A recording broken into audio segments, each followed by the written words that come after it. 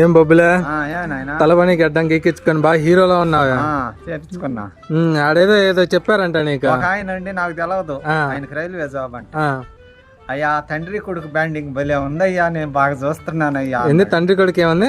Banding bonding బాగుందని చెప్పారు నీకు? బాగుందయ్యా అని ఏరే ఆయనకి చెప్తుండ్రు. వేరే ఆయనకి నాది బాగుందయ్యా, తండ్రి కొడుకు వీళ్ళిద్దరు భలే చేస్తున్నారు. రవి, ఆయన పేరు రవి, సేవింగ్ చేసి ఆయనకి చెప్తాను. అన్నా నేను చూడలేదట్టు రేపు ఆయన చూస్తాను.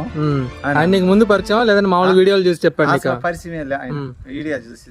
మరి నీ మనోభావం ఎట్లుండింది అది చెప్తున్నప్పుడు? నాకు చదువు లేదు కాబట్టి నా పిల్లోడు మంచి పని చేసినాడు అని సంతోషపడ్డా.